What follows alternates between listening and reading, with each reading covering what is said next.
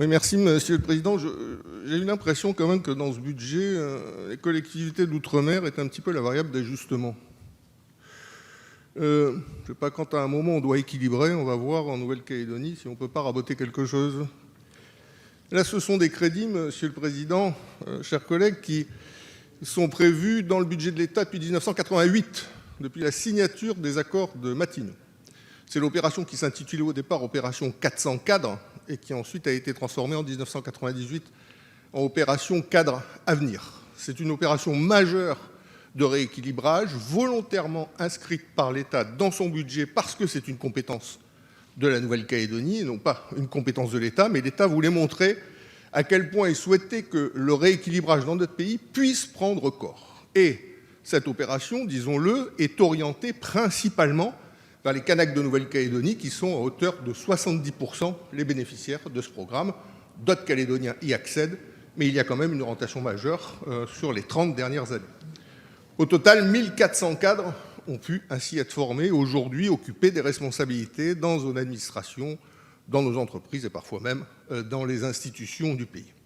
Or, aujourd'hui, je constate à la lecture du budget de l'outre-mer que les crédits qui étaient de 6 217 000 € en 2015 sont réduits dans le budget 2016 à 5 917 000 €, c'est-à-dire une baisse de 5%, autrement dit 300 000 €. Or, des informations là aussi qui viennent du Haut-Commissariat de la République qui a la charge de la gestion de ce programme dans le cadre d'un GIP ad hoc, des informations qui viennent du Haut-Commissariat. Les 3 dernières années de fonctionnement de ce programme se sont soldées par 3 déficits, oscillant entre 300 et 400 000 €.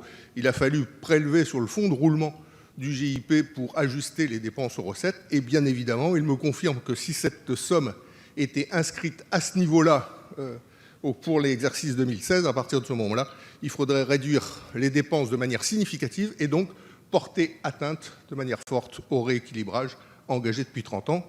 C'est vraiment dommage qu'on constate ça dans le budget qui nous est soumis. Alors je redis à M. Gomez, même s'il n'a pas l'air d'y croire, que la Nouvelle-Calédonie et les collectivités de Nouvelle-Calédonie ne sont vraiment pas défavorisées par rapport aux autres collectivités ultramarines.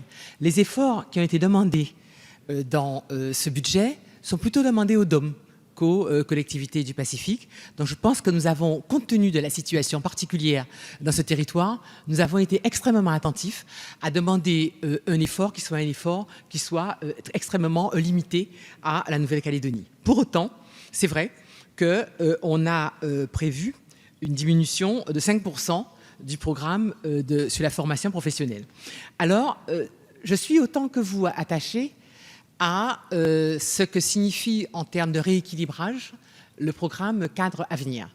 Simplement, le haut-commissaire s'est rendu compte d'une chose, c'est que c'est vrai que 1564 stagiaires ont été pris en charge, dont 72% d'origine kanak. Donc, sur le principe, ce dispositif est un dispositif auquel nous tenons et qui donne lieu à des réussites. Simplement, ce qui a attiré l'attention, c'est le coût élevé du dispositif, notamment par rapport à celui qui est mis en œuvre pour Wallis et Futuna. Donc, le haut-commissaire pense que sans avoir à diminuer le nombre de personnes qui sont prises en charge, il y a peut-être moyen de gagner en efficience et de mieux regarder le coût des formations. Alors, encore une fois, ce n'est jamais qu'un effort de 5%, donc moindre que ce qu'on demande aux autres territoires dans les Outre-mer.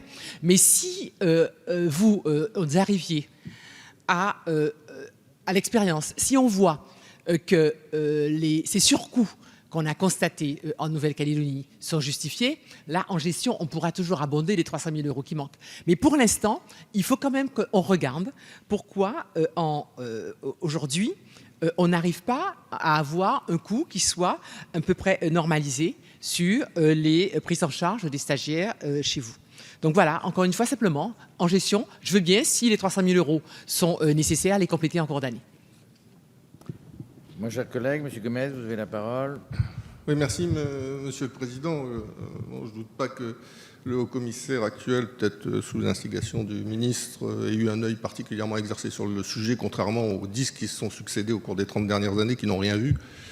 Bon, tout ça, le dispositif, c'est un dispositif particulier, il faut le connaître. Ce sont des gens qui sont en réalité de jeunes adultes, qui sont des gens en situation de famille. Et si on veut qu'ils puissent accéder à des responsabilités en leur finançant des études supérieures en métropole, bien souvent, il y a non seulement un accompagnement pédagogique de proximité, si on veut qu'il y ait des chances de réussite, mais il y a aussi l'accompagnement qui est lié à leur famille. Donc bien évidemment, c'est un dispositif, depuis l'origine, qui est un dispositif coûteux. Et aller le comparer à d'autres dispositifs n'a, à mon sens, pas de pertinence. L'histoire calédonienne est une histoire singulière pour celles et ceux qui ont pris le temps de s'y intéresser.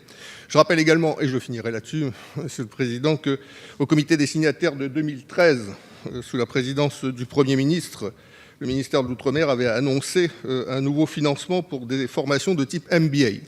Il avait annoncé à ce moment-là, d'ailleurs, qu'il rajoutait au pot 800 000 euros, de façon à ce que 10 boursiers par an puissent être pris en charge dans cette affaire-là. Ça n'a pas été le cas, Monsieur le Président.